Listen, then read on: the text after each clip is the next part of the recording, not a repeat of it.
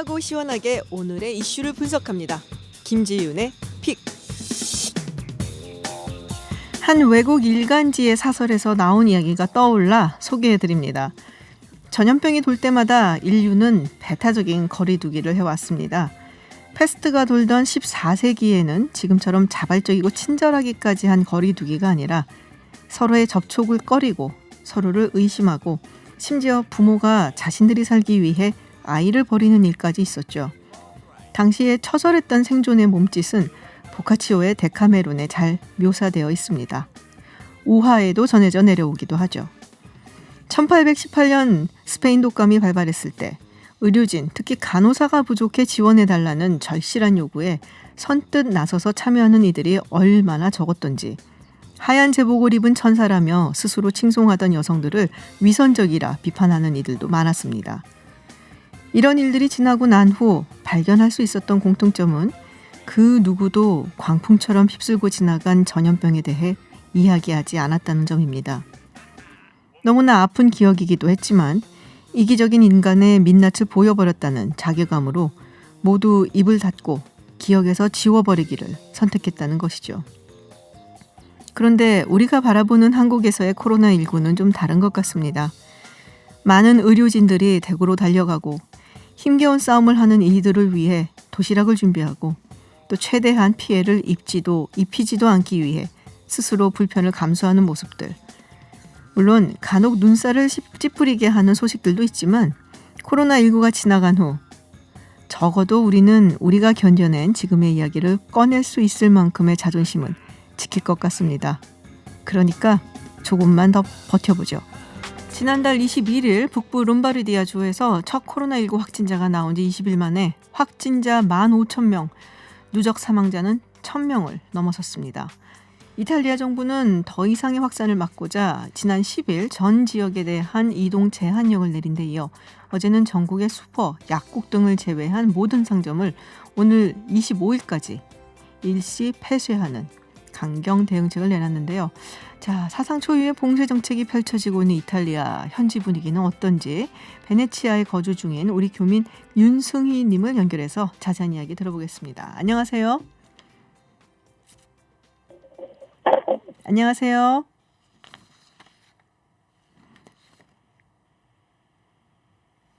네, 지금 연결이 잘 되지 않아서요. 다시 한번 연결해서 불러보도록 하겠습니다.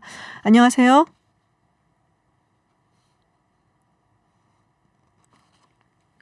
네, 다시 연결하도록 해보겠습니다. 지금 이탈리아가 사실은 굉장히 저희가 2등이다 이랬었는데 최근 들어서 굉장히 많은 확진자 수 그리고 사망자 수가 굉장히 많이 나오면서 지금 굉장히 위태로운 상황에 있는 것 같습니다. 다시 한번 전화 연결을 해보도록 하고요. 네, 저희가 잠시 로고 듣고 다시 돌아오겠습니다. 네, 이탈리아 현지 소식 듣기 위해서 우리 교민 한 분 저희가 연락을 취하고 있습니다. 네, 베네치아 거주 중이신 교민 윤승희 님 연결해 보겠습니다. 안녕하세요. 안녕하세요. 네, 지금 베네치아에 계신 것이죠? 네네. 네, 지금 저는 베네치아 본섬에 있는 네. 주로 현지인들이 거주하고 있는 산 알비세에서 한인 게스트를 경영하고 있는 윤승입니다. 아, 산 알비스에서. 본섬이에요. 네, 이게 거기가 이제 예, 본섬이라는 것이고. 네네. 지금 그러면은 그곳에도 확진자가 많이 발생했나요? 지금 제 주변에는 없는데 지금 현재 오늘 아침에 신문을 보니까요. 네. 베네치아 본섬 여기에 병원에 확진자로 저기가 좀 의심이 가는 자가 10명이 있고요. 네. 이제 확진자가 된 분이 5명이 있다는 신문에 그렇게 제보가 되어 있거든요. 네네. 그런데 제 주변에는 없어요. 살고 계신 주변 가까운 데는 없는데 지금 베네치아 쪽에는 이제 사람들이 조금 이제 확진자들이 나오고 있다라는 말씀이신데 지금 이동 제한 명령도 있고 그리고 전국에 있는 상점도 휴업령이 지금 내려져 있는 상태입니다. 굉장히 초강수라고 할 수가 있는데 그 정도로 심각한 상황인가요? 예, 아무래도 베네치아가 갑작스럽게 얼마 전에 그 북부 지역 봉쇄 조치력이 내려졌을 때 사람들이 그 북부 지역을 벗어나려고 막 난리가 났었잖아요. 네. 그래가지고 저기로 강하게 지금 정부에서 조치를 내린 것 같아요. 왜냐하면 막 이게 무서울 정도로 막 이게 이제 그 사람들이 움직임으로써 무서울 정도로 확산이 되고 막 불필요한 이동으로 막 방역에 도움이 되지 않기 때문에 더 그냥 강력하게 정부에서 조치를 내린 것 같습니다. 네. 제가 생각할 때는. 네네. 그럼 슈퍼나 약품, 그러니까 약국처럼 뭐 이런 곳은 좀 사실 열려져 있어야 예. 되는데 이런 곳들은 운영을 하고 있고 여기는 자유롭게 갈 수 있는 거죠. 그럼요. 여기 그런 데 가는 데는 굉장히 자유롭게 갈 수 있고요. 그리고 이제 계산하는 데는, 그리고 슈퍼 같은 경우에는 슈퍼 문 밖에서 한 1m 정도 줄을 다 서 있어요. 그러면 1m씩 이렇게 떨어져서 줄을 서 있고, 네네. 그 다음에 이제 그 직원이 들어가라고 지시가 되면 저희가 들어가서 앞사람이 들어갔을 때도 이 거리가 떨어져 있잖아요. 그래서 그 거리의 동선을 이렇게 지켜가면서 이 현지인들이라서 그런지 모르겠지만 굉장히 그거를 잘 지키고 있어요. 그렇군요. 저도 그 사진은 그리고 본 것 들어갈 같아요. 때도, 네. 예, 들어갈 때도 이제 항상 이제 그러니까는 증명서 같은 거를 항상 이제 여기서 저기 산다는 이런 증명서 같은 이런 거, 뭐 신분증 같은 거를 항상 들고 다녀야만 되고요. 그러니까 이곳에 거주하고 있다라는 증명서, 뭐 신분증 같은 거 이걸 들고 그럼요. 다녀야 된다. 예, 예. 그리고 저도 예. 말씀드렸지만은 그 슈퍼 밖에서 이제 시민들이 막 한 1m씩 떨어져서 줄 서 있는 그런 광경은 좀 본 것 같아요. 저도 들어가서도 그 동선을 지킨다라는 말씀이신데, 예. 분위기는 좀 어떤가요? 지금 베네치아에서는 우리 한국같이 마스크는 주로 쓰는 사람이 별 없어요. 네. 정말 개중해 보이기는 한데, 그래도 아주 친한 사람인 줄, 제가 현지인이기 때문에 저 사람을 현지인이 아니고를 제가 알 수가 있거든요.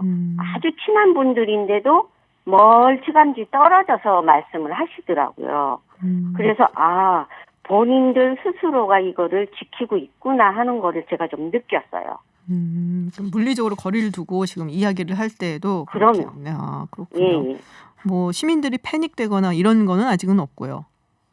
그런 건 없어요. 왜냐면 저 같은 경우는 솔직히 말해서 여기에 현지인이라고 살고 있지만 제가 얼굴이 동양인 얼굴이잖아요. 네. 그러니까 동양인이라는 거를 탈피할 수가 없거든요. 그런데 이 현지인들이 이 대하는 모습도 그렇게 뭐 거부감이 없었어요. 그렇군요. 그러니까 왜냐면은 이제 한간의 언론 같은 데는 이제 인종차별적인 걸 예. 당한 경우가 있다라고 사진도 나오고 보도도 나왔었거든요. 근데 그런 직접적으로 뭐 그런 걸 보시거나 당한 적은 없다. 그런 거는 없었어요. 왜냐하면 특히 베네치아 같은 경우는 좀 다른 도시하고 틀린 게 여기는 관광지잖아요. 네. 그러면 관광객들이 없으면 여기 베네치아 현지인들도 힘들거든요. 아마 그런 걸 좀 주시하는 것도 같아요. 그렇군요. 동양인들이 다닌다고 막 이상한 눈초리나 이런 거는 별 본 적이 없어요. 다행입니다. 지금 이렇게 약간 좀 오픈돼 있다 보니까 관광지이고 그래서 그런 부분에 대해서는 전혀 뭐 인종차별적인 것을 당한 적이 없다라는 말씀을 하셨는데, 사실 뭐 이탈리아의 대표적인 관광지잖아요, 이 베네치아가. 그래서 굉장히 많은 분들이 관광업에 종사하실 텐데 지금 숙박업을 하신다고 또 아까 소개를 해주셨고, 많이 힘드실 것 같아요. 지금 관광객도 굉장히 많이 줄었고, 힘들죠. 2월은 또 카니발 있는 때잖아요, 베네치아에. 네, 뭐 타격이 좀 많으셨어요? 사람이 그렇게 많진 않았죠. 네. 그리고 이게 벌써 한국에 우리가 저쪽에 이게 코로나가 터질 때 그때부터 이 사람들이 이렇게 많이 저기가 벌써 확 줄어들었었어요. 그리고 지금 현 상황에서는 뭐 숙박업소나 뭐 관광객 업소가 완전 뭐 지금 모든 사람들이 다 힘들죠. 한국에서도 힘들듯이 저희도 똑같은 그거를 겪고 있는 거니까요. 그렇군요. 네. 자, 뭐 한인 사회 분위기라든지 뭐 대사관에서는 어떻게 잘 처리를 해주고 있는지 그것도 궁금한데요. 대사관에서는 계속 이제 이 현재 상황 움직이지 말라 그런 지시를 계속 이제 이 카톡으로 문자가 오거든요. 네. 계속 문자를 와주고 하기 때문에 이 정보는 많이 저희가 소통을 받고 있어요. 아, 다행입니다. 네, 지금 뭐 네. 전 세계가 지금 힘든 상황인데요. 특히 이탈리아 지금 타격이 굉장히 심해서 저희가 또 걱정스럽기도 하고 그래서 연락을 좀 취해봤습니다. 건강 유의하시고요. 네, 이게 다 끝난 다음에 또 많은 분들이 베네치아 찾아서 우리 윤승희 사장님하고 또 그 민박하시는데 방문했으면 좋겠다는 생각이 들었습니다. 저는 솔직히 말해서 네.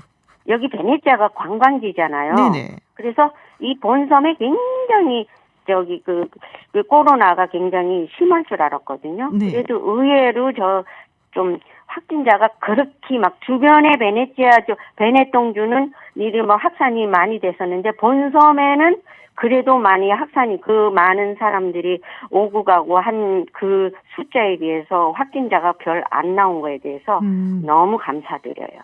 네, 항상 주의하시고요. 그래도 네. 예. 네, 알겠습니다. 어쨌든 감사드리고요. 네, 고맙습니다.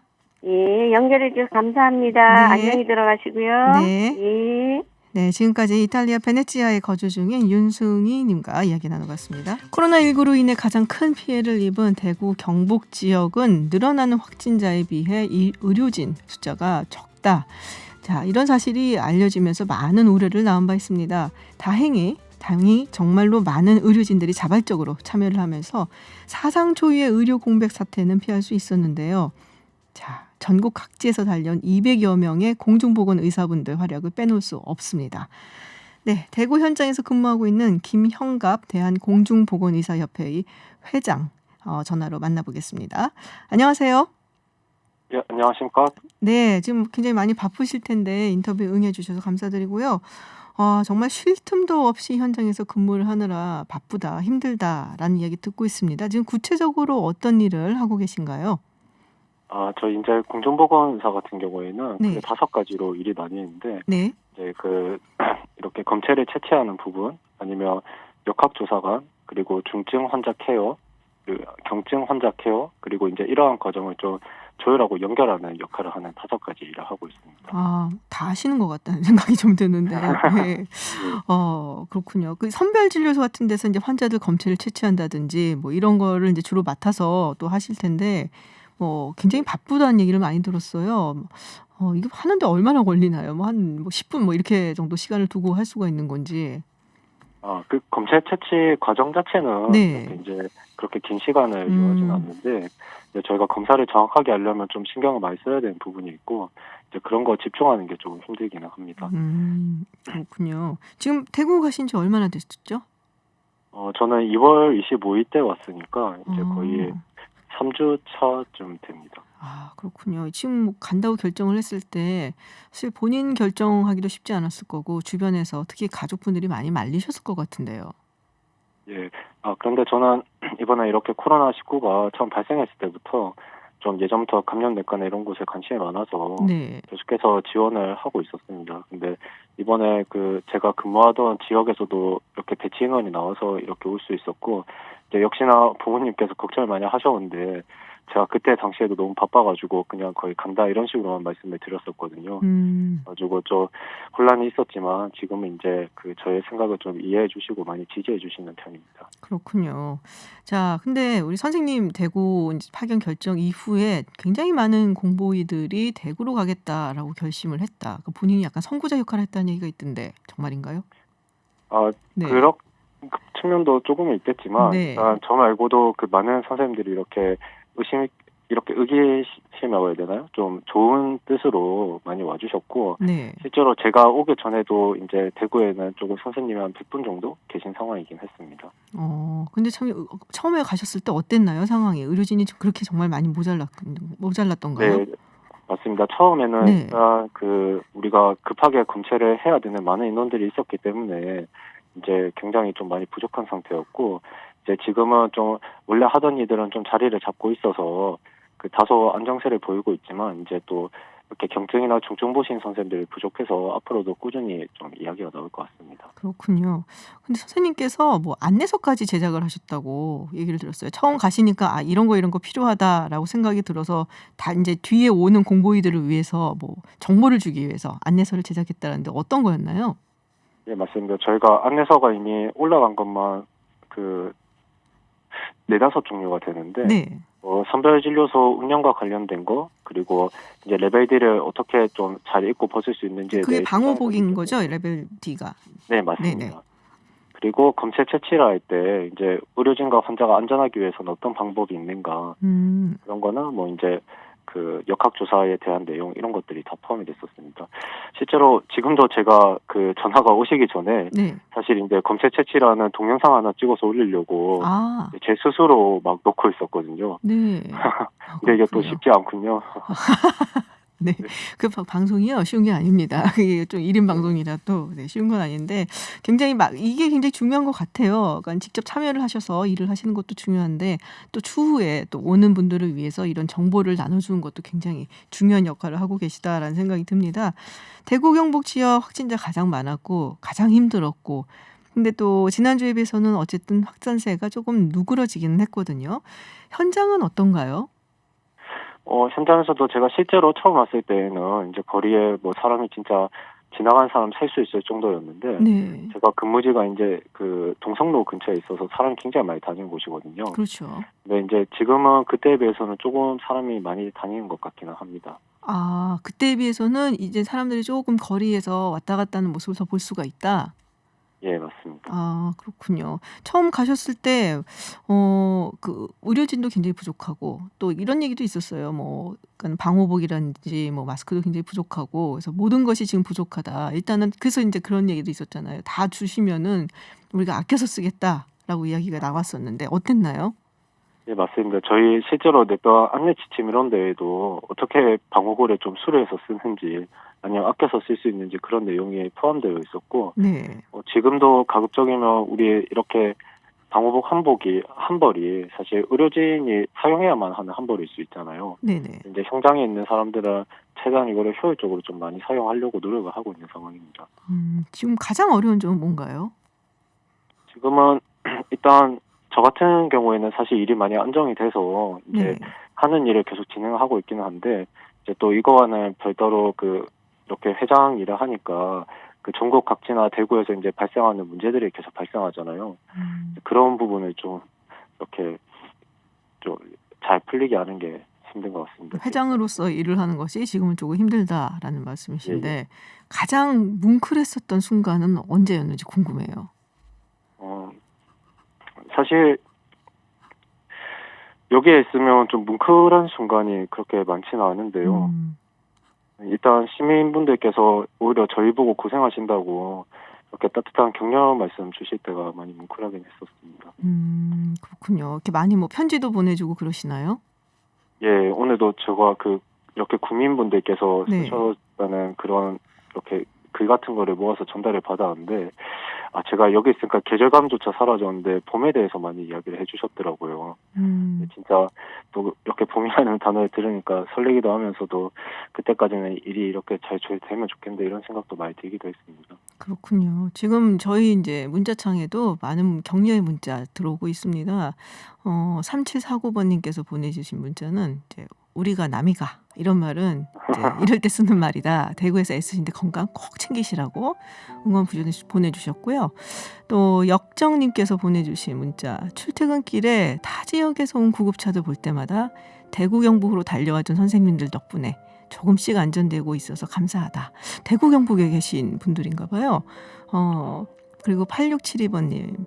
"영웅이라 부르기도 부족한 분들입니다. 정말 고맙고 또 고맙습니다. 건강하십시오."라고 문자 보내주셨습니다. 사실 대구로 달려가신 의료진께는 항상 감사하는 문자가 오고 있고 모든 국민들이 감사하고 있을 거예요. 그렇기 때문에 더더욱 그러니까 의료진들 감염되지 않도록 굉장히 좀 철저하게 대비를 좀 하셔야 될 것 같은데 이런 부분에 대해서는 어떻게 잘 대비하고 계신가요? 예, 레벨 D나 아까 말씀드렸던 방호복이나 이런 데 있어서 이제 좀 저희가 철저하게 더 감염 관리를 할 수 있도록 많은 이야기가 들어가 있고, 사실 이제 저희가 팀으로 움직이기 때문에 의사가 나의 뭐 한 번만 지키는 게 아니라 우리 팀을 다 같이 이제 서로 챙겨줘야 되는 상황이거든요. 네. 요새는 이제 좀 그런 게 많이 자리가 잡혀가지고 뭐 선생님 뒷부분에 뭐가 묻었습니다 이런 그 피드백도 오가면서 좀 잘 되어가는 것 같습니다. 네, 조금 이제 체계가 잡혀가신다. 뭐 이런 얘기인데요. 방송을 통해서 마지막으로 하고 싶으신 말씀 있으시면 해주시죠. 저희가 진짜 이렇게 좀 상황을 설명드리려고 그 인터뷰를 하게 되었었는데 오히려 아까 댓글이나 이런 걸 통해서 정말 많은 힘을 얻고 가는 것 같습니다. 저희 의료진도 최선을 다해서 이제 이 상황이 좀 좋게 끝낼 수 있도록 계속해서 노력을 하도록 하겠습니다. 네, 정말 감사드리고요. 그리고 항상 건강하시고 이게 모두 다 끝난 다음에 혹시 서울 상암동에 오실 일이 있으시면은 꼭 들리시면 제가 식사 한번 대접하도록 하겠습니다. 꼭 들리세요. 네, 예, 감사합니다. 제가 꼭 한번 들리도록 하겠습니다. 네, 꼭 들으십시오. 오늘 말씀 고맙습니다. 예, 감사드립니다. 네, 지금까지 김영갑 대한공중보건의사협회 협의회 회장과 이야기 나눠봤습니다. 네, 해외 뉴스 알아보는 서울타임즈 시간입니다. 전주현 캐스터와 함께합니다. 안녕하세요. 네, 안녕하세요. 네, 트럼프 대통령 이야기부터 먼저 해보도록 하겠습니다. 지금 국가 비상사태 선포하는 방안을 고려하고 있다라는 네. 소식이 있어요. 그러니까 더힐이 보도를 네네. 했는데요. 그 대통령 참모들 여러 명의 말을 인용을 했습니다. 네. 그래서 지금 트럼프 대통령이 국가 비상사태를 선포할지를 놓고 고심을 하고 있다 이렇게 얘기를 했는데 익명을 요청한 참모의 말에 따르면 비상 상황이 있다면 바로 지금이다. 우리가 이탈리아가 되기까지 일주일밖에 남지 않았다 이렇게 얘기를 한 것으로 알려졌습니다. 그리고 CNN 보도 내용을 인용해서는 레리 커들로 백악관 국가경제위원회 위원장이 네. 공화당 의원들에게 트럼프 대통령이 이르면 13일에 비상사태 선포안에 서명할 수 있다 이걸 알렸다고 또 보도를 했습니다. 지금 스태퍼드 법이라는 걸 근거로 해서 국가 비상사태를 선포해서 코로나19 대응에 필요한 자금을 확보하려고 한다 이렇게 알려졌는데요. 이 법을 적용하면 연방재난관리처가 뭐 정부 조직, 비영리 단체 등 민간 조직의 재해 구호 기금 400억 달러, 우리 돈으로 47조 6천억 이상을 지원할 수 있다고 합니다. 그렇군요. 네. 그러니까 미국 같은 경우에는 주정부가 굉장히 권한이 네. 많기 때문에 이런 대형 재난이 있었을 때 네네. 생기면은 그러면 이제 주정부한테 맡겨놓지 말고 연방 정부가 좀 적극적으로 개입을 하자. 네. 라고 생각을 해서 만든 법이에요. 이게 네네, 그래서 원래는 이제 스탠퍼드 법. 4년도에 있었는데 88년도쯤에 개정을 한번 했을 네네. 거예요. 그래서 좀 더 적극적으로 그래서 그때 이제 FEMA라고 하는 연방 재난관리청이 그렇습니다. 이제 생기게 되고 네네. 그만큼 이거는 연방 정부 차원에서 이게 주정부에 맡겨놓을 일이 아니다. 그렇죠. 굉장히 훨씬 위급하게 더 크게. 보고 네네. 있는 그런 거라고 볼 수가 있겠죠. 그렇습니다. 자, 미국 뉴욕주 같은 경우는 지금 500명 이상 모임을 금지를 했습니다. 네, 이렇게 그렇습니다. 되면은 사실 우리가 뉴욕 하면은 이제 맨하탄, 네. 뉴욕시 그 생각을 하잖아요. 브로드웨이 극장가도 있고 사람들 바글바글 거리는 거라 붐비고, 생각하는데. 예, 휘황찬란하고 그런 모습을 생각을 타임스퀘어 막 하는데 이런 생각하고. 네, 근데 이제 뉴욕주가 비상사태를 선포해서 이제 확산을 억제하기 위해서 500명 이상 모이지 말라 이렇게 금지를 한 건데요. 그래서 그 유명한 브로드웨이 극장이 12일 오후 5시부터 이렇게 좀 그 모든 공연을 멈추기로 했습니다. 아이고. 4월 12일까지 모든 공연을 즉각 4월 12일까지. 네, 중단을 하기로 했어요. 메트로폴리탄 박물관도 굉장히 유명한 그렇죠. 곳이잖아요. 13일부터 휴관에 들어가기로 했고 메트로폴리탄 오페라도 31일까지 모든 공연과 리허설을 취소하기로 했습니다. 시즌인데. 그렇죠.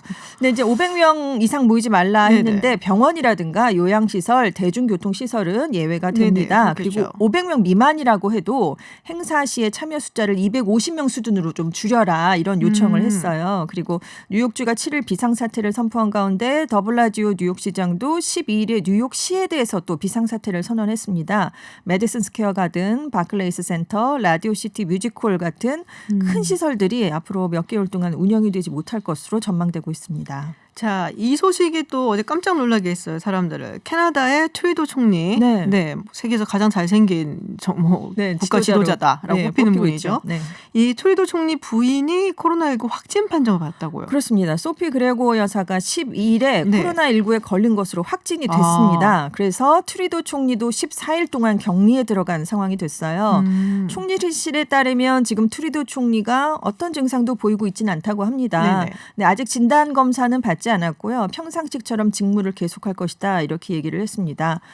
그런데 트루도 총리만 지금 문제가 아니라 브라질 대통령실에도 비상이 걸렸어요. 네. 왜냐하면 마인가르텐 커뮤니케이션 국장이 확진이 됐습니다. 그래서 보우소나루 대통령이 일정을 취소하고 검사 결과를 기다리고 있는 상황이에요. 근데 이 사람이 네. 트럼프 대통령하고 더 접촉을 했다면서요? 그렇습니다. 보우소나루 대통령이 7일부터 10일까지 미국을 방문했거든요. 맞아요. 그래서 트럼프 대통령과도 만났습니다. 네. 근데 그 자리에 배석을 했어요. 아. 이 사람이. 그래서 트럼프 대통령의 건강에 대한 우려가 지금 계속 나오고 있는데 트럼프 대통령 계속 괜찮다라고 얘기를 하고 지금 있고요. 확진자 여러 명하고 접촉을 한 네, 거거든요. 그렇습니다. 그 굉장히 가까운 거리에 이 인물이 있어서 같이 사진도 찍고 맞아요. 네, 그런 걸로 지금 알려져 있거든요. 그래서 우려는 지금 계속 나오고 있고요. 이란에서는 11일에 자한기리 이란 수석 부통령 장관 2명이 확진 판정을 받았습니다. 근데 이 고위 인사들이 다 내각 회의에 참석을 했기 때문에 로하니 대통령도 혹시 감염이 되지 않았을까라는 지금 우려가 커지고 있거든요. 아직 진단을 받았다거나 뭐 검사 결과가 어떻게 나왔다거나 이것에 대해서는 어떠한 언급이 없는 상황인데요. 아무튼 지금 이란에서는 여성 최고위직인 앱테카르 부통령도 확진이 됐잖아요. 수석 부통령, 장관 2명. 그러니까 굉장히 고위급 인사 여러 명이 감염이 됐기 때문에 지금 국정 운영이 마비될 수도 있다. 이런 얘기까지 나오고 있습니다. 그렇군요. 이렇게 유명 인사들 확진 소식이 이렇게 네. 들려오면은 뭐랄까요, 좀 저 사람들도 걸리는구나. 네네. 그런 생각들이 많이 들죠, 사실. 근데 이제 국가 지도자가 걸리면 안 될 텐데 했는데 트루도 총리가 지금 자가격리에 들어갔기 때문에 네네. 네, 그래서 지금 심각한 상황들이 여러 국가에서 계속되고 있습니다. 근데 항상 그런 얘기를 해요. 이런 이제 전염병이라든지 재해가 닥치면은 네. 취약한 곳이 더 가장 심각하게 네, 영향을 네. 받고 타격을 받는다.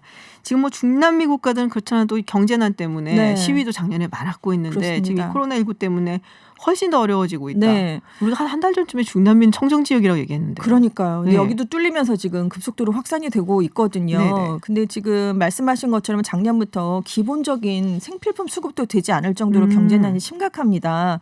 쿠바에서 11일에 처음으로 확진자가 나왔어요. 근데 쿠바에 여행을 온 이탈리아 관광객 3명이었습니다. 아이고. 그리고 미국의 제재, 베네수엘라 경제난의 여파로 지금 연료도 부족하고 기본적인 물자가 다 모자란 상황이에요. 의약품도 지금 제재 때문에 잘 못 들어가고 있잖아요. 네. 그래서 마스크라든가 손 세정제를 구하기가 정말 어렵다고 합니다. 그래서 쿠바 당국이 국민들에게 직접 마스크를 집에서 만들어서 사용을 하라고 권고를 하기도 했는데 문제는 마스크를 만들고 싶어도 직물 수급도 여의치가 않은 상황이래요. 그러니까 뭘 만들 재료가 없다는 거죠. 그래도 쿠바는 의료 수준이나 의료 체계는 그나마 양호한 편이라고 합니다. 근데 베네수엘라는 지금 경제난 때문에 의료 시스템이 거의 붕괴됐거든요. 문을 닫은 병원도 지금 4년 동안 굉장히 많고 공공의료 인력도 굉장히 많이 빠져나갔습니다. 그래서 최선의 코로나19 예방법이라고 알려진 게 손을 잘 씻는 거잖아요. 네. 물과 비누로 아주 깨끗하게 씻는 건데. 비누가 없어요? 아니요, 물이 안 나온답니다. 물이 안 나와요? 네, 베네수엘라에서는 병원에서도 물이 잘 안 나오는 곳이 많대요. 그래서 지금 뭐 의료진도 이 위생을 다 우리처럼 갖추기는 힘든 아이고. 그런 상황이고 카리브의 빈국인 하이티도 사정이 안 좋기 때문에 코로나19를 진단할 준비조차 되어 있지 않다고 합니다. 아, 그렇군요. 네. 자, 미국 프로농구 그리고 스페인 프로축구죠. 프리메라 리가도 리그를 중단하기로 했다. 미국 그렇습니다. 프로농구는 지금 이제 막 네. 절정으로 달려갈 시기인데. 근데 딱 멈추게 됐어요. 네. 왜냐하면 NBA에서 코로나19 확진 선수가 나왔기 때문입니다. 그래서 사상 초유다. 리그가 중단되는 건 이런 얘기가 나오고 있는데 네. 12일에 NBA 유타 재즈의 센터 리디 고베르가 양성 반응이 나왔습니다. 그 며칠 전부터 감기 기운을 보여서 코로나19에 감염된 거 아닌가 이런 얘기를 많이 했었다고 그래요. 근데 이제 확진 판정이 유타와 오클라호마 시티 썬더의 경기가 시작되기 35분 전에 이제 알려지면서 갑자기 경기가 긴급 취소가 됐습니다. 근데 이제 고베르 선수는 이날 출전 명단에서 빠져 있었거든요. 그래서 경기장에 오진 않았습니다. 근데 이 소식이 알려지기 전까지 지난 열흘 동안 5개 팀과 경기를 치렀거든요. 그러니까 그 상대방 팀도 지금 긴장을 할 수밖에 그렇죠. 없고요. 농구 얼마나 격렬하게 몸싸움을 격렬하죠. 하는데. 네. 그리고 10일에 이 고베르 선수가 기자회견을 마치고 나가면서 약간 장난스럽게 단상에 있던 마이크랑 취재진 녹음기를 일부러 손으로 만지고 나갔습니다. 왜 그랬대? 그러니까 아유. 네, 뭐 그럴 리가 없어. 약간 뭐 이런 아. 그런 이제 장난기 어린 행동이었어요. 네네네. 아기가 있는 건 아니었고 그런데 이제 그랬기 때문에 취재진이 만약에 감염됐을 여부도 조금 우려를 해봐야 되는 게 아니냐 이런 얘기가 나오고 있어요. 그래서 NBA 사무국은 추가 공지가 있을 때까지 리그를 중단한다라고 밝혔고요. 네네. 이미 이탈리아 프로축구 세리에A가 중단된 데 이어서 이제는 스페인 프로축구 프리메라 리가도 최소 2주 동안 리그를 네. 중단하기로 했습니다. 왜냐하면 레알 마드리드 선수단이 자가격리에 들어갔기 때문이에요. 이 레알 마드리드 축구팀이 그 레알 마드리드 농구팀하고 같은 운동장을 쓰고 아. 있다고 합니다. 시설을 공유하고 있는데 네네. 이 농구팀에서 확진자가 나왔거든요. 그렇군요. 근데 같은 장소에서 계속 운동을 했으니까 그래서 안전을 위해서 자가격리를 결정을 했는데 자, 이 유럽의 4대 프로축구 리그 가운데 지금 2개가 멈추게 됐잖아요. 네네. 지금 잉글랜드의 프리미어리그, 독일 분데스리가만 진행이 되고 있는데 분데스리가는 일부 경기가 무관중으로 네네. 치러졌고요. 프리미어리그도 무관중 경기를 검토해야 된다. 이런 목소리가 높아지고 있다고 합니다. 알겠습니다. 굉장히 뭐 여러 가지 얘기인데 결국 코로나19 이야기였습니다. 네네. 네, 해외 뉴스 여기까지 알아보겠습니다. 지금까지 전주현 외신캐스터였습니다. 오늘 고맙습니다. 네, 감사합니다. 네, 여론조사계 훈남 3인방 모셨습니다. 이택수 리얼미터 대표, 윤희웅 오피니언 라이브 여론분석센터장, 그리고 배종찬 인사이트K 연구소장과 함께합니다. 어서 오세요. 안녕하세요. 네, 안녕하십니까. 네, 코로나19 사태. 근데 총선은 점점 다가오고 있습니다. 이제 많은 분들이 여론조사에 관심을 기울일 때가 왔는데요. 일단 먼저 그 여야 상황 그리고 국정 지지율 한번 소개를 좀 해주시죠. 네, 리얼미터가 이번 주 월요일부터 수요일까지 4일 동안 전국 18세 이상 유권자 32,782명에게 통화를 시도해 최종 1,507명이 응답을 알렸습니다. 무선 전화 면접 및 유무선 자동응답 혼용 방식이었고요. 표본 오차는 95% 신뢰 수준에서 플러스 마이너스 2.5%포인트였는데요. 3월 2주차 긍정평가가 44.8%로 3.1%포인트 낮아졌고요. 부정평가는 51.3%로 2.6%포인트 올랐습니다. 국정평가가 일주일 만에 긍부정 격차가 다시 오차 범위 바깥으로 벌어졌고요. 1월 3주차 이후 9주째 부정평가가 긍정평가보다 높게 이어지고 있었는데요. 한국갤럽이 오늘 발표한 여론조사는 좀 온도차가 있었습니다. 맞아요. 그래서 굉장히 이야기들이 많더라고요. 네, 지난 10일부터 12일까지 화수목 조사인데요. 전국 18세 이상 1,001명을 대상으로 조사했고요. 표본 오차는 95% 신뢰 수준에서 플러스 마이너스 3.1%포인트였는데 갤럽 조사에서는 문재인 대통령의 긍정평가 49%로 지난주 대비 한 3%포인트가량 올랐고요. 잘못하고 있다는 부정평가는 45%로 나타났습니다. 저희도 어제 조사에서는 네네. 문재인 대통령이 크게 상승하는 모습을 보였는데 공식 집계는 다음 주 월요일 날 발표되겠습니다만 갤럽 조사는 화수목, 저희 리얼미터 조사는 월화 수였기 때문에 하루 정도의 그 시차가 있습니다. 그래서 어제 지지율이 갤럽에는 반영이 됐기 때문에 어제 이제 문재인 대통령이 그 질병관리본부 네네. 방문한 기사가 많이 밥차. 이제 네. 공유가 됐죠. 밥차.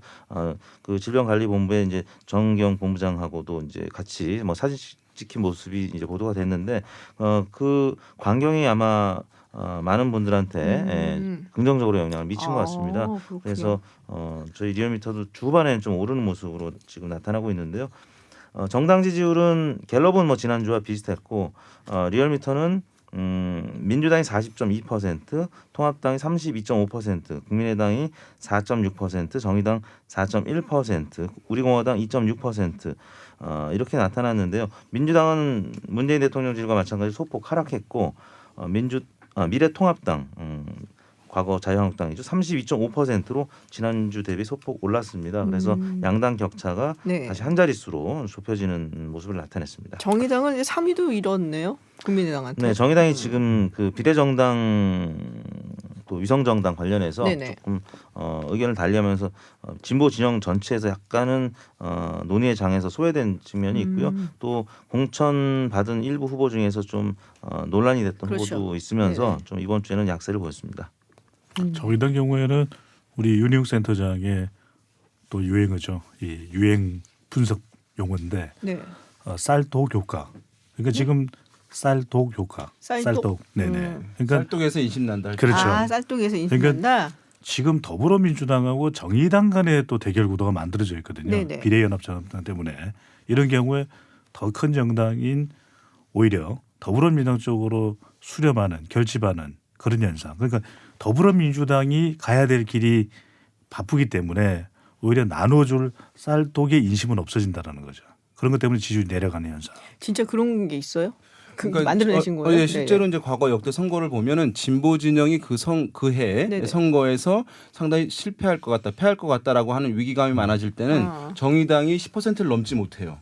그런데 진보 진영이 승리할 것 같다라고 하는 이제 기대감들이 높아질 경우에는 이제 정당 득표에서 10%를 넘어가면서 이제 의석을 더 많이 추가 확보하는 흐름들이 실제 이제 과거에 나타나고 있는 상황이거든요. 그거잖아요. 우리가 사이컬러지컬 이펙트라고 얘기하는 심리적인 네. 효과. 그렇죠. 그러니까 두 개 정당 혹은 이제 뭐 거대 양 두 개 정당이 있고 약간 마이너 정당이 있을 때 네. 이제 소선거구제 같은 구도에서는 하나를 뽑아야 된다. 그렇죠. 그러면은 이제 둘이서 막 뭐 좌우가 너무 큰 거대 두 정당이 경쟁이 심하다. 네. 그러면은 이제 뭐 내가 아무래도 3정당을 지지를 해도 네. 차악을 선택하는 맞습니다. 그거 아니에요? 우리 윤희영 센터장한테 그런 영어 분석 용어를 좀 기대하는 건 아니에요. 그게 한국말로는 쌀떡 효과였어요.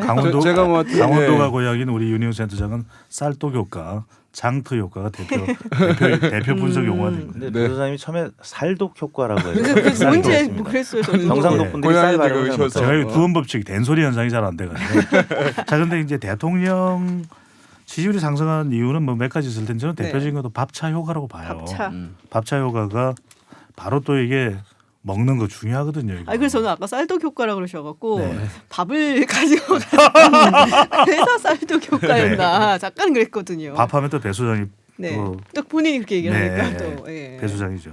근데 이제 또 외신 평가도 좋았지 않습니까? 이런 것도 영향을 미쳤을 수가 있고요. 또 하나는 이제 조사 방법상으로 이 리얼미터와 저는 추세는 다르지 않다고 네네. 봅니다. 근데 이제 휴대전화가 대부분 조사 방법인 갤럽의 조사에서는 화이트 칼라 쪽의 응답이 상당히 적극적인 그런 현상들을 볼 수 있다면 화이트 칼라는 대표적인 또 대통령 그렇죠. 지지 기반이기도 하거든요. 결집됐을 수가 있고 또 가장 중요한 건 중도죠. 중도가 최근에 문재인 대통령, 문재인 정부의 코로나19 대응을 어떻게 봤느냐 호의적으로 나타났더라고요. 같은 이 조사에서도 코로나19 대응을 물어봐요. 네. 다시 절반 이상이 대응을 잘하고 있다고 잘하고 평가를 내렸으니만큼 그것도 반영된 결과로 보입니다. 그렇군요. 이건 뭐 그 밥차 효과도 있겠습니다만 말씀하신 이제 외신 보도에서 한국의 대응에 대해서 좀 높이 평가하는 것들이 많이 이제 보도되는 부분들. 그래서 약간 이제는 냉정한 시기를 이제 뭐 받아들이면서 어쨌든 좀 감정적인 부분이 많이 컸었다고 한다면 지금 차분하게 좀 그걸 지켜보는 기류도 이제 일정 부분 형성된 것으로 보이고 전반적으로 봤을 때 확진자 수가 어쨌든 좀 약간 조정되는 줄어들고 부분들이 있고. 있는 네. 것도 합리적으로 이 국면을 바라보고 있는 국민들이 좀 판단이 반영된 게 아닌가 이렇게 보입니다. 결국에는 비교 대상이 있는 것이 상당히 평가에서는 중요하거든요. 네. 우리 평가에 대해서 계속 비판을 해왔었는데 근데 정작 뚜껑을 열고 보니까 이탈리아 같은 경우에는 엉망이거든요. 이런 것만 보면 우리나라는 정말 대응을 잘하고 있다. 심지어는 한 신문의 경우에는 우리 정부의 대응에 대해서 혹평을 하고 있는 것은 우리 언론뿐이다. 뭐 이런 또 이야기까지는 나와요. 네. 그렇군요. 자, 그러면 정치권 이야기로 나가 보겠습니다. 지금 뭐 국회 이야기를 안 할 수가 없고 또 총선 이야기를 안 할 수가 없잖아요. 민주당이 이제 비례정당, 비례위성정당이라고 비례위성정당이라고 예전에 자유한국당 하도 얘기를 했었기 때문에 네네. 약간 비례연합정당을 뭐 만들기로 지금 얘기를 결론을 냈는데 전당원 투표가 이제 그렇게 결과가 나왔죠. 굉장히 압도적으로 찬성표가 나왔다라고 합니다. 자, 반대하는 의원들도 있었어요. 이렇게 되면은 중도층에서 반대를 할 것이다. 그러면은 뭐 수도권 의원들이 좀 그런 이야기를 많이 했었던 것도 같고, 혹은 경합 지역 의원들이 그런 이야기를 했던 것 같은데요. 지금 뭐 여론조사 결과 이런 걸 봤을 때는 어느 쪽이 더 맞는 것 같으세요? 이걸로 인해서 훨씬 더 이득을 얻을 것인지, 아니면은 뭐 수도권의 뭐 중도층들이 빠져나가서 뭐 손해를 입을 것인지 어떻게 보시나요? 일단 지역과 비례대표를 나눠 봐야 될 것 같은데요. 네네. 비례대표는 확실히 이 민주당의 선택대로 할 경우에는 비례의석을 진보 진영이 더 많이 가져가는 것은 사실이고요. 네. 다만 이제 지역구는 이제 추론할 수밖에 없는데 특히 수도권이나 이제 대전 충청 지역의 경우는 워낙 박빙 지역이 많아 왔었죠. 네. 과거 선거를 보면은 대략 한 3-4% 포인트 격차로 그 당선이 결정되는 당락이 결정되는 곳들이 많이 있기 때문에 그런 지역들은 뭐 무당층 또 중도층이 한 3-4% 이동하면 당락이 바뀔 수가 있잖아요. 그래서 특히 이제 수도권 의원들이 지금 반대하는 분들이 계시는데요. 저희가 그 지난 11일 전국 18세 이상 유권자 1,000명을 대상으로 조사 방식은 같았고요. 응답률은 6.9%, 표본 오차는 95% 신뢰 수준에서 플러스 마이너스 3.1% 포인트인데 비례대표 정당 투표에 대해서 조사를 했습니다. 네네. 현재 상황대로 하면은 뭐 전체 정당 지지도 기존 정당 지지도랑 크게 다름이 없었는데 이제 민주당이 지금 함께 참여하고자 하는 세 가지 정파를 두고 저희가 이제 가상 대결을 해봤어요. 그래서 시민을 위하여라는 곳이 있고 정치개혁연합이라는 곳이 있고 또 열린민주당이라는 곳이 있습니다. 네. 이 세 정파를 저희가 조합을 해봤는데 일단 민주당이 시민을 위하여와 정치개혁연합 이 두 곳과 함께하는 것을 가정했을 경우에는 미래한국당이 32.4%로 1등으로 나타났고요. 그다음에 시민을 위하여와 정치개혁연합에 민주당이 참여하는 경우가 30.1%, 그리고 열린민주당이 따로 나왔을 경우에 8.3%. 오, 그렇게 많이 나와요? 네. 그래서 열린민주당은 뭐 이미 이름이 많이 알려졌죠. 민주당과 이름이 그쵸. 같기도 하고 또 손혜원, 정봉주 두 전현직 의원이 참여한다는 보도가 많이 나갔기 때문에 그래서 시민을 위하여 정치개혁연합이 30.1, 열린민주당 8.3 합치면 38% 정도. 그래서 미래한국당 32.4%보다는 많이 가져가거든요. 아까 기존 체제와 또 지금 가상 대결의 경우 정의당은 대략 한 8% 정도 득표하는 것으로 나타났고요.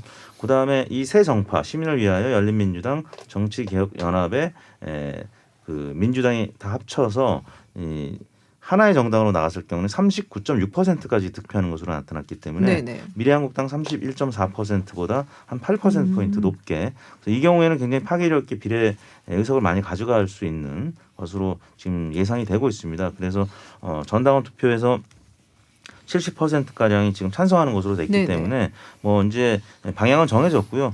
근데 이제 다만 저희 조금 전 리얼미터 조사에서 이 비례연합 참여에 대해서 찬반을 물었는데 반대가 48.5, 찬성이 40.9, 반대가 좀 높았어요. 근데 이게 그 미래한국당 지지하는 분들일 수도 다 포함이 된 그렇죠. 걸 수도 그래서 있잖아요. 이제 민주당 지지자들은 역시 뭐 당원 조사랑 비슷하게 70% 이상 찬성하는 것으로 나타났고 네네. 나머지 정당 지지자들이 반대로 나타났는데 지난 12월 말에 저희가 이 위성 정당에 대해서 조사했을 네네네. 때는 또 완전히 반대였죠. 그때는 민주당 지지층이 한 70%대가 반대했었고요. 왜냐면 그때는 없었으니까. 그러니까요.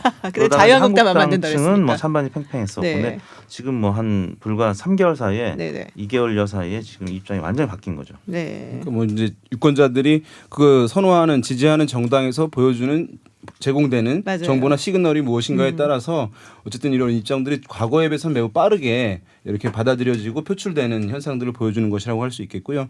지금 보면 어쨌든 뭐 중도층이 이탈하는 거 아니냐. 왜냐하면 약속을 어긴 것이고 선거법 제도의 이제 취지를 훼손하는 것이기 때문에 이런 이제 지적들이 있어요. 그래서 일정 부분 그것은 이제 불가피하긴 할 텐데 이것은 이제 생각보다 크지 않을 가능성은 있어요. 왜냐하면 지난번 총선에서는 정의당보다 훨씬 더 이제 비중이 있었던 국민의당 후보들이 막 10% 이상씩 득표를 지역에서 많이 했거든요. 네. 그럼에도 불구하고 이제 민주당 후보들 우세한 분들이 많았기 때문에 사실 생각보다 그것은 크지 않는데 다만 이제 그렇지 않은 경합 지역들 같은 경우에는 여전히 이제 국민의당 후보들 없을 때도 경합 지역들이 있거든요. 그때는 지금 정의당 후보들이 한 70곳 정도 후보를 낸 상황인데 네네. 만약에 이제 정의당이 포함하는 비례연합정당을 할 경우에는 그 정의당 후보들이 어떻게 이제 협상을 통해 가지고 정리가 되거나 하는 흐름들이 만들어질 수 있거든요. 근데 만약에 정의당이 참여하지 않게 되면 그 후보들이 끝까지 완주를 하게 될 가능성이 있기 때문에 지역구에서. 예, 지역구에서 정의당 후보들이 지금 출마해서 뭐 한 5% 내외에 네. 득표를 할 수 있는 지역구의 민주당 후보들 같은 경우에는 상당히 어쨌든 이 부분을 탐탁지 않게 생각하는 이제 기류도 좀 있는 것으로 보입니다. 그렇군요. 더불어민주당의 이번 결정을 보면 우리가 먼저 생각해야 될 게 선거법 개정안이 없어진 거예요. 선거법 개정은 안 한 겁니다. 그러니까 이건 이제 여론조사 전문가로서 보면은 사실 국민의 대의를 거스른 거죠. 그러니까 미래통합당, 미래한국당도 마찬가지고 사실 그런 의미에서는 이번 선거가 20대 국회에 대한 심판이 돼야 돼요. 그런데 좀 더 냉정하게 분석을 해보면 이번에 비례연합 정당에 참여를 하겠다라고 하는 더불어민주당의 결정은 사실 우리가 더불어민주당이 일당이 되겠다는 목표를 세웠더라면 당원들의 찬성도 못 받았을 겁니다. 그런데 불가피하게 이 카드를 꺼내들 수밖에 없는 이유는 미래통합당의 일당 저지거든요. 바로 이거죠. 핵심은. 그래서 무슨 이야기냐면 윤희용 센터장 이야기대로 지역구에서는 좀 타격을 입을 거예요. 근데 이 준전동영 비례대표제에서 비례 정당 네. 무슨 이름 뭐죠? 참여정당인가요? 뭐 이름이 연합정당. 연합정당 이름이 자꾸 헷갈리네요 이게. 근데 비례연합정당을 하게 되면 적어도 여기서는 상당한 의석을 가져가는 것이거든요. 그러면 단 한 석이라도 미래한국당보다 더 많으면 된다라는 게 사실은 목표가 돼버린 거죠. 이게 뭐 그런 얘기 하잖아요. 뭐 아무리 그래도 정치인의 목적은 재선. 네. 네. 그리고 일당을 이제 놓치게 될 경우에는 국회의장이 이제 일당에서 나오기 때문에 네네. 근데 지금 바뀐 여러 가지 정치개혁법 따르면은 국회의장의 권한이 사실 과거에 비해서 높아졌거든요. 네. 그래서 여당으로서는 국회의장을 놓치게 될 경우에는 안정적 국정 운영에 상당히 이제 문제가 발생할 수 있다고 하는 우려가 이제 제기되는 것 같고요. 다만 이제 이것을 정의당이 참여하지 않는다고 했습니다마는 이 힘이 워낙 강력하기 때문에 이것을 추진할 경우에는 정의당도 내부에서 참여 여부에 대한 논란이 훨씬 더 커질 가능성은 전 여전히 남아 있다고 보고요. 네네. 그래서 이제 민주당은 또 이것을 약속을 어긴 것에 대한 그 비판을 좀 막기 위해서는 차단하기 위해서는 얼마나 이제 희생적 모습을 보여주느냐. 그래서 비례의 앞선 이제 후보 앞선 번호에 놓지 않고 후순위에 이제 얼마나 많이 놓으면서 군소 정당들의 그런 후보들을 비례의 당선 가능성 높은 앞번으로 배치하는 모습을 보여주느냐 여부도 주요한 이제 관심 포인트가 될 수밖에 없을 것 같습니다. 시간이 별로 남지가 않아갖고 요거 짧게 짚고 가볼게요. 금태섭 의원 경선 탈락됐습니다. 뭐 어떻게 이게 뭐 영향이 있을까요? 어떻게들 보시는지 궁금한데요. 네, 이택수 만약에 대표님. 금태섭 의원이 탈당을 해서 네네. 미래통합당으로 가면 큰 파장이 있겠죠. 근데 네. 현재까지는 뭐 그런 가능성은 커 보이진 않습니다. 그리고 이제 홍준표 전 대표 같은 경우는 뭐 탈당 가능성이 매우 높아지고 있고. 근데 지금 또 뭐 어떻게 될지 모르는 거 아닌가요? 김정인 대표 다시 또 오고 뭐 이래서. 네네. 지금 네. 김용호 공관위원장이 그만뒀죠. 사퇴를 하면서 네네. 좀 변하긴 했습니다만 홍준표 전 대표가 만약에 이제 결국 공천을 못 받으면 무소속으로 수성을로 네, 되고. 나가게 되면 지금 그 지역에서는 무소속도 이 바람이 불 가능성도 있는 거고요. 또 뭐 그 인천 연수울의 민경욱 의원이 다시 이제 경선을 치게 되면서 민현주 후보하고 이제 다시 경선이 붙게 될지 아니면 민현주 의원이 탈당해서 무소속으로 나갈지 뭐 이런 등등의 지금 잡음들이 나오고 있기 때문에 미래통합당이 조금 아마 다음 주에는 지지율이 조금 뭐 횡보하거나 빠질 가능성도 없지 않아 보입니다. 그렇군요. 이탈자의 영향인데 네네. 이게 과거에 이제 우리가 좀 중도가 두텁게 만들어져 있고 진영 간 대결 구도가 심하지 않을 때는 상당히 영향 변수가 될 수 있어요. 근데 지금은 한치의 여유도 없이 진영 간 대결 구도가 되고 있거든요. 그런 만큼 밑에는 바깥으로 삐져나온 것에 대한 용납이 안 되는 겁니다. 그러니까 홍준표 전 대표도 그렇고 금태섭 의원도 이것에 대한 정치적 의미는 있어요. 하지만 이것이 이번 총선 대결에 총선의 성격을 생각한다면 별 영향을 못 미친다. 원영의 진영 그 싸움이 강하기 때문에. 워낙 강하니까요. 네. 윤영 센터장님 어떻게 생각하세요? 그럼 이제 홍준표 전 대표가 무소속으로 나간다라고 하면은 어쨌든 그 보수 진영에서 나름 대중성이 있는 나름 이제 대권 주자이기 때문에 사실은 이제 결과상으로 벌써 미래통합당의 의석을 한 석 낮추는 효과는 나타나겠죠. 될 수 있지만 어쨌든 그럼에도 불구하고 뭐 보수 후보니까 사실 그것을 의미 있다고 보기는 어렵다고 생각되고 금태섭 의원 같은 경우에는 본인이 어쨌든 반발하는 모습을 보이지 않고 결과를 수긍하고 나의 책임이다라고 하면서 이제 파장을 최소화하는 모습을 보였기 때문에 사실은 이제 만약에 반발해서 이것을 계속 이슈화해 나간다라고 네네. 한다면 논란이 더 커질 수 있겠지만은 그렇지 않아서 전체 구도에 미치는 영향은 별로 뭐 없을 상대적으로 것이다. 크지는 않을 것으로 보입니다. 네, 알겠습니다. 총선이 다가오니까는 뭐 할 얘기가 너무너무 많은데 시간이 모자라 갖고 언제 한번 그냥 통으로 한번 해봤으면 좋겠다라는 생각이 늘려주세요. 듭니다. 총선 전에 네. 꼭 한번 제가 추진해 볼게요. 네, 여론조사계 훈남 3인방과 함께한 시간이었습니다. 지금까지 배종찬 인사이트K 연구소장, 윤희훈 오피니언 라이브 여론분석센터장, 그리고 이택수 리얼미터 대표와 함께했습니다. 오늘 고맙습니다. 네, 감사합니다. 고맙습니다. 따뜻한 봄날이 찾아오고 벚꽃 아래에서 산책을 하고 김밥과 샌드위치를 싸들고 아이들과 자연으로 나가고 지인들과 모여 저녁 그리고 수다를 즐기는 우리 모두 그런 일상을 그리워하고 있습니다. 지금 즐길 수 없기 때문에 더욱 그리운 그 일상. 사회적 거리두기를 통해 아직은 조심해야 하기에 주말 저녁 조용히 상상만 해볼까 하고 골라봤습니다. 3대 여성 재즈 보컬리스트 중 한 명이죠. 가늘고 높은 목소리에 기량이 뛰어나기로 유명한 그리고 루이 암스트롱의 절친이기도 한 엘라 피츠제랄드가 부르는 Imagination 띄워드리면서 저는 물러가겠습니다. 건강하고 편안한 주말 보내세요. 지금까지 김지윤이었습니다.